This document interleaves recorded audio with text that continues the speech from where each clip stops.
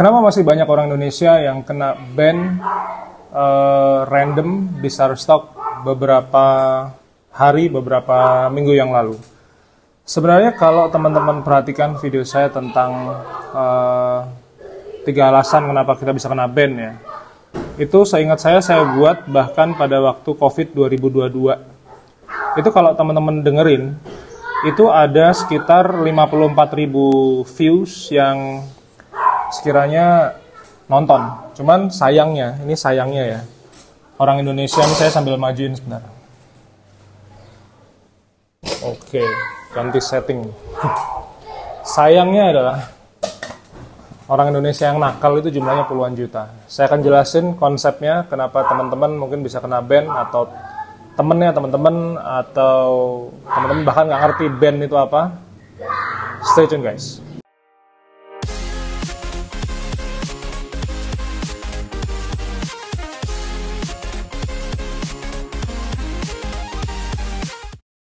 Selamat pagi dari Bali teman-teman semua, nama saya Bima Aditya. Terima kasih sekali sudah datang ke channel YouTube saya. Jadi hari ini saya ada di garasi rumah.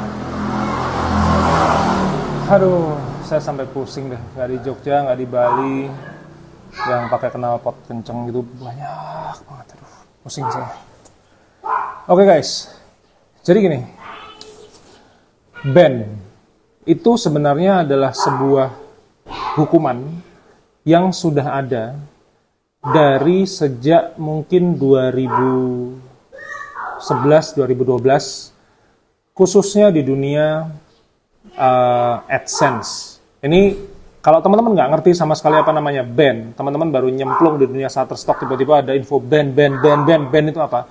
Dengerin vlog ini sampai selesai, daripada teman-teman sudah earning, kayak kemarin ada yang, mas saya dapat $11, tapi ternyata dia punya 2 akun. Saya bilang, 1 akun aja, punya earning gede tapi nggak bisa payout, itu sama dengan konyol. Jadi dengerin vlog saya kali ini saya bikin vlog pasca 2 tahun saya bikin vlog lagi tentang yang ban itu.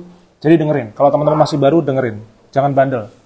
Jadi ban itu sebenarnya adalah sebuah hukuman dari platform apapun, mau ClickBank, mau Facebook, mau Instagram, mau YouTube, mau Shutterstock, apapun itu. Kalau kita ngelanggar yang namanya rules atau peraturan, itu hukumannya pasti ban. Oke, Papa nge-vlog cuma 30 menit. Silakan bermain tapi nggak boleh teriak-teriak. Boleh ya? Kalau kita bicara tentang ban ya, ini apapun rules-nya, kalau dilanggar, mampus ya mampus. Udah, nggak ada toleransi. Saya, ini alhamdulillah, ini belum pernah di-ban. Cuman apakah saya bisa di-ban, kena random? Bisa.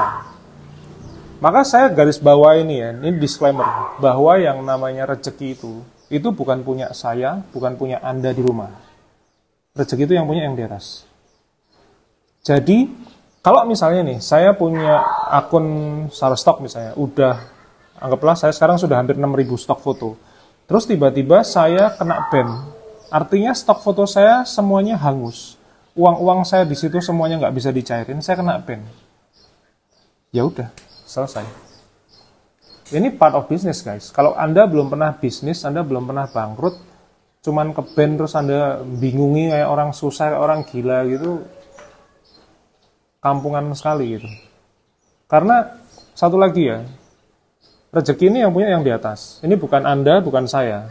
Yang kedua, kalau sudah melanggar peraturan, mati ya mati, udah selesai aja. Makanya di internet marketing itu ada 2 grup nih. Ini ada 2 grup. Saya kasih tahu buat Anda yang baru pertama kali nyemplung di dunia internet marketing, ada 2 grup. White hat, black hat. Jadi topi putih, topi hitam. Topi putih itu orang-orang yang growth-nya mungkin lambat, pelan-pelan banget. Topi hitam ini yang besok pagi $1.000, besok pagi $2.000, besok pagi $500. Itu yang growth-nya ini nggak pakai journey, dia langsung mood gini. Kalau saham tuh bullish gitu.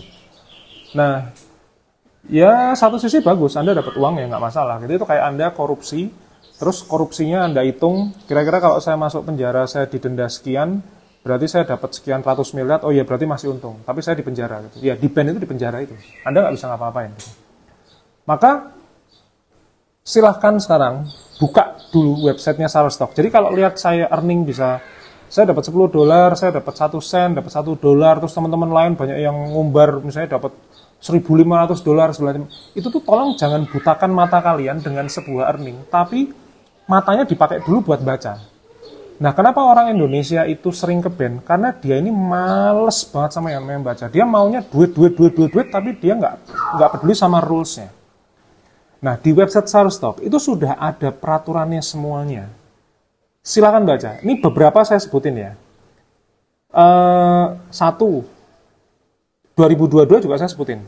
Ini jangan maling karya. Nah, tapi kemarin ada yang maling karya, bahkan sampai content creator, subscribernya di YouTube tuh sudah sampai 60.000.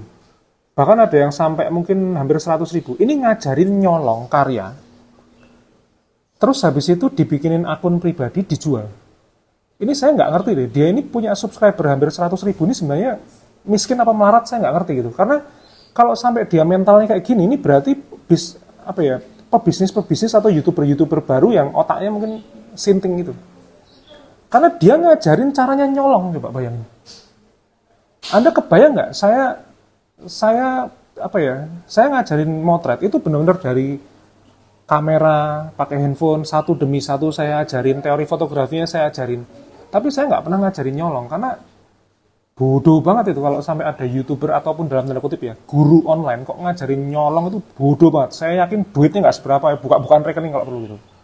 Ini saya emosi banget nih kalau ada orang-orang yang mentalnya kayak begini gitu. Jadi, satu, jangan maling karya. Maka, sesederhana apapun deh, teman-teman liatin channel YouTube saya, channel YouTube-nya Mas Fajrul, Mas Rizky Pradata, atau dari Mas Gatot, Mas Tejo, Mas Daniel ya. Mereka itu foto-fotonya bagus-bagus, bahkan kalau mereka pada waktu mereka di tag gitu ya, itu ada loh kontributor baru yang fotonya tuh kadang-kadang cuma gini loh, cutter, terus tempat pensilnya aja yang blonting jelek banget kayak gini.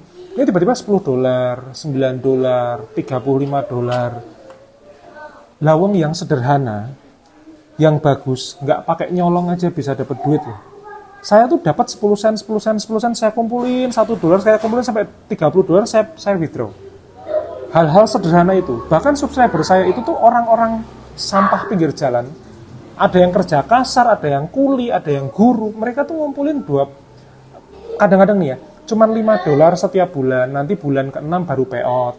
Ada yang $10 sebulan, nanti bulan ketiga baru payout. Mereka tuh sejelek itu gitu loh earningnya, tapi mereka halal guys, nggak kayak sebagian orang-orang Indonesia yang pengennya cepet, pengen earning terus kepengen nambah penghasilan tapi nggak pakai proses. Ini mau ibu rumah tangga, mau suami, mau anak muda, ini kalau mentalnya kayak gini nih brengsek semua nih. Masalahnya gini, kenapa saya pada waktu 2012-2013 itu lolos ban AdSense? Gini, saya dalam 1 bulan itu hanya mendapatkan $2 dari AdSense. Bayangin loh, dalam 30 hari saya hanya dapetin $2, kadang $1.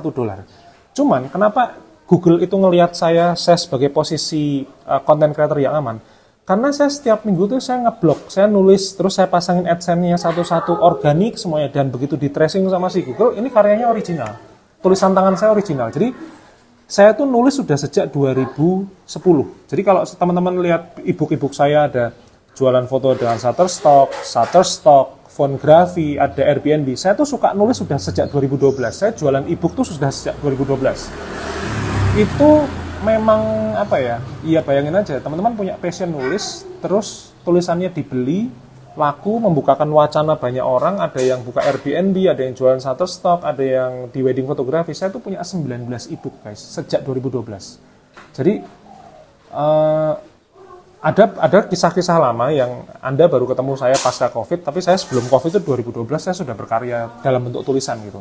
Nah, Google mengidentifikasi saya sebagai content creator, sebagai blogger atau sebagai YouTuber itu yang organik pelan banget. Earningnya tuh bisa dibilang saya mungkin adalah content creator dengan earning paling kecil, tapi saya safe banget, very safe. Ini pelan banget.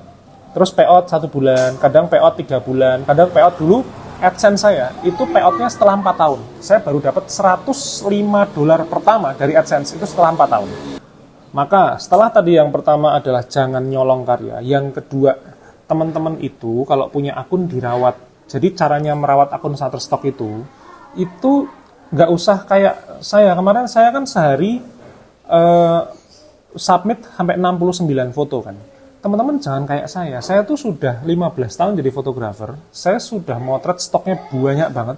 Jadi yang namanya motret, editing, sama submission itu udah kayak mainan buat saya. Nah, tapi bagaimana teman-teman yang nggak punya teori fotografi, baru beli kamera, baru punya handphone, baru belajar pakai handphone, terus teman-teman mau jualan foto di Shutterstock? Guys, buka aja vlog-vlog saya sebelumnya. Saya cuma menyarankan 1 foto per hari, non-stop selama 3 bulan. Tak ulangi ya, 1 foto submit setiap hari, non-stop selama 3 bulan. Artinya, teman-teman punya 90 kali submission.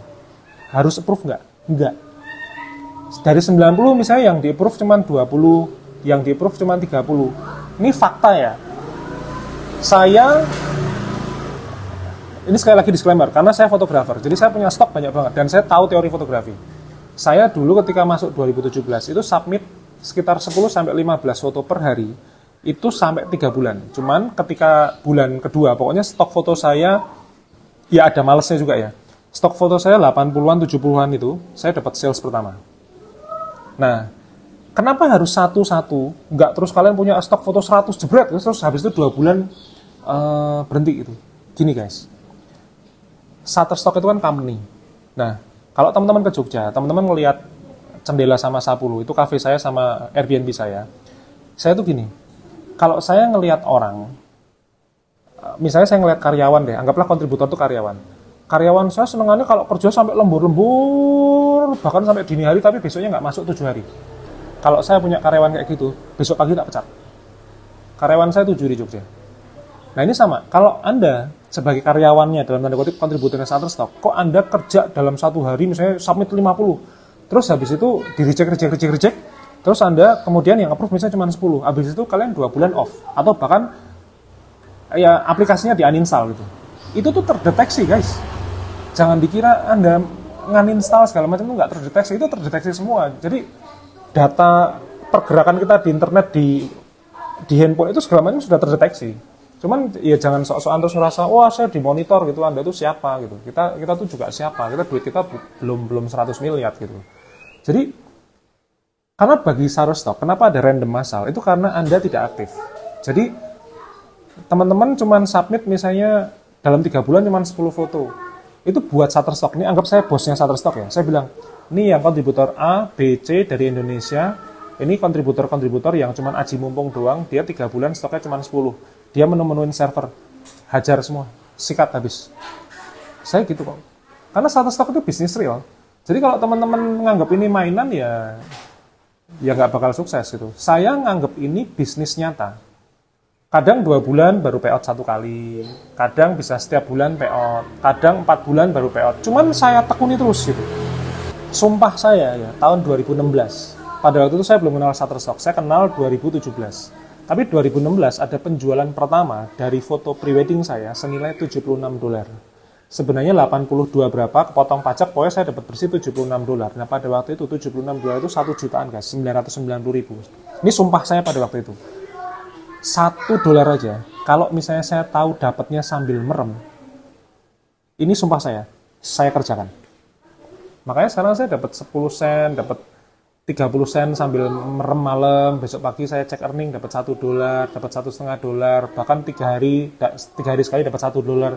Saya syukuri kok, nggak ada masalah kok. Saya beli Road King klasiknya nanti belakangan. Saya bangun villa yang pakai 100% duit saya, nanti dulu, tabung dulu duitnya. Jadi Shutterstock itu kayak 5-10 tahun saya nggak ambil duitnya, atau bisa dikatakan hampir 70% uang dari Shutterstock itu saya investasikan. Saya belikan saham, kemudian saya tunggu, saya dapat dividen, saya dapat capital gain terus. Jadi jangan dikira terus saya dapat duit terus saya leha-leha, enggak gitu. Paling yang dinikmati sama saya sama keluarga cuma 30% gitu. Ya saya sudah 15 tahun bisnis, saya punya satu kekuatan fundamental untuk saya bisa menyikapi hal seperti ini gitu ya. Mungkin tidak dengan teman-teman. Cuman yang dijadikan perhitungan itu bukan berapa uang Anda dan berapa uang saya. Yang dijadikan perhitungan adalah 1, jangan nyolong karya, Dan yang kedua, ini kalau misalnya submit, ini konsisten, guys. Kalau di Instagram banyak yang tanya, Mas ini gimana caranya daftar Shutterstock? Kalau daftar Shutterstock itu gampang. Itu cuma 10 menit saya sudah praktekin kok. 3 bulan lalu saya bikinin akun sahabat saya gitu, 10 menit duduk di sebelah saya sambil minum kopi di Sapulu gitu, jadi kok. Jadi kalau teman-teman sampai nggak bisa daftar, terus Anda DM saya, jangan tersinggung ya. Saya tidak pernah menjawab DM yang nanyain, Mas saya nggak bisa daftar karena apa gitu. Karena gini, sudah saya buktikan bisa. Dan sebenarnya itu mereka tuh cuma nggak baca bahasa Inggrisnya aja. Kadang-kadang browsernya suruh diupdate. Mereka tuh tanya saya, ada Google Translate kok nggak dipakai untuk menerjemahkan bahasa Inggris tuh. Anda tuh sebenarnya ini dipakai apa enggak gitu.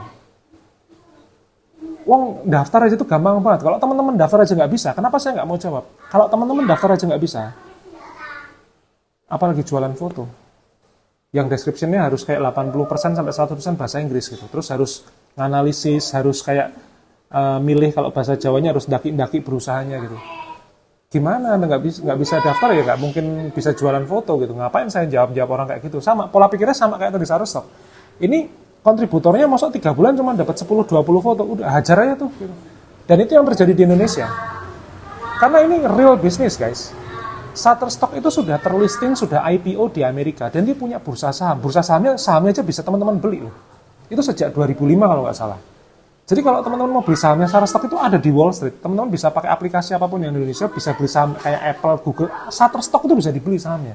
Jadi ini perusahaan publik, guys, yang hitung benar-benar keuntungan segala macam. Nah kalau misalnya servernya itu hilang dari orang-orang kayak yang pemalas tadi hilang, itu kan servernya biayanya jadi lebih murah. Logika berpikir aja, ini kayak cost produksi aja di sebuah perusahaan. Makanya kalau saya lihat kontributor baru, terus cuman 1 tahun stoknya bahkan cuman 100, kalau saya jadi bosnya Shutterstock, tak ban gitu. Serius. Karena kontributor kayak gitu tidak akan memberikan dampak apapun ke perusahaan. Nah, Shutterstock juga cari untung dong. Kan komisi kita kan, royalti kita kan dipotong antara untuk kita kontributor dan untuk keuntungan Shutterstock. Nah, kalau keuntungan Shutterstocknya nggak banyak, dia nggak bisa tumbuh perusahaannya. Maka kontributor sampah yang kayak tadi itu, ban aja semuanya, nggak apa-apa. Dah. Jadi teman-teman, ini sekarang topiknya cuma ada 2 yang saya bahas. Jadi kenapa orang Indonesia itu banyak sekali yang di-ban? Karena satu ini tadi nyolong, yang kedua nggak konsisten. Orang Indonesia itu gampang banget kemakan flexing gitu loh. Maksudnya ada orang punya earning misalnya $25 sebulan. Oh pengen, terus langsung kayak membabi buta. Ada yang kontributor dapat earning misalnya $900 sebulan, $1.000 sebulan. Guys, mereka tuh udah lama gitu loh dapat kayak gitu tuh. Saya tuh motret itu juga udah 15 tahun gitu. Jadi dari 15 tahun ini full time loh. Saya nggak yang terus kerja dari Senin sampai Jumat atau Sabtu Minggu motret. Nggak ada, guys. Saya motret di Bali, wedding ini hari Rabu, guys. Terus Ramadan saya puasa. Saya masih motret di Karma Kandara. Klien saya nggak puasa, saya puasa masih. Klien saya bilang, kamu kasihan. No. I'm okay. This is just ordinary day. I can break fasting this evening at 6 p.m. Saya bilang begitu. Jadi nggak ada masalah gitu. Saya udah 15 tahun full time jadi fotografer, makanya mentalnya berbeda dengan teman-teman yang baru masuk. Terus tiba-tiba teman-teman buka nih konten YouTube segala macam, ada yang dapat $1.000. Guru saya $25.000 sebulan. Bayangin tuh, Haji Plus Indonesia kebayar terus setiap bulan itu. Cuman saya nggak bisa terus saya copy paste ke dia gitu, nggak bisa, guys, karena konsepnya beda-beda. Saya mengawali dari wedding fotografi, saya suka traveling, bahkan 2 niche saya ya, traveling sama kulineri, itu tidak ada di Big 5 penjualan Shutterstock di Indonesia. Jadi, saya itu marketnya di luar. Kalau saya masuk ke Big 5, itu kayak sahabat-sahabat saya, itu earningnya bagus-bagus. Cuman saya nggak mau, saya bilang gitu. Ya, apa ya, kan nggak semuanya harus ngikutin market kan gitu. Yang penting selama orang itu bisa makan, sandang, pangan, papan tercukupi, investasi saya jalan, nggak masalah kok. Belum tentu juga yang orang yang duitnya banyak terus tiba-tiba jadi orang paling kaya antar masa tuanya, belum tentu juga. Keluarga saya ada yang zaman tahun 2003 aja gajinya udah 50 juta, begitu 2014-2016 post-war syndrome drop, saya ngasih keuntungan dari Airbnb-nya itu lebih besar daripada gaji bulanannya dia, pensiunannya dia. Jadi jangan terlalu naif dan terus kemudian teman-teman gampang kena flexing itu. ears, eyes, open guys. Ears, eyes, open. Telinga, mata, sama otaknya dipakai. Jadi kalau teman-teman daftar ya daftar aja, kemudian baca dulu. Sebelum jualan itu, baca dulu. Ini teorinya apa, syarat-syaratnya apa, rules-nya apa, kemudian baru motret, cekrek, diedit, disubmit. 1 hari, 1 foto, non-stop, 3 bulan. Saya yakin kok kalau teman-teman mau konsisten seperti itu pasti dapat sales kok. Banyak kok subscriber saya yang saya aja dapat sales pertama 25 sen, subscriber saya dapat download pertama $5. Gedean dia daripada saya. Jadi gitu. Dan nanti kalau misalnya teman-teman bingung, baca ebook saya di bawah. Terserah ada yang mau belajar pakai handphone, mau pakai handphone dulu. Teman-teman bisa baca Fonografi.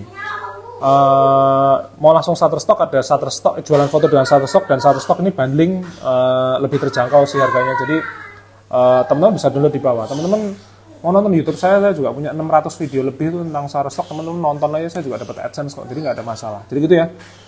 Tetap semangat, ingat ya 2 pesan saya ya. Harus original, artinya dalam tanda kutip ya. Kalau sampai nyolong, mati ya konon. Yang kedua, konsisten. Itu pesan saya. Sampai ketemu di video berikutnya.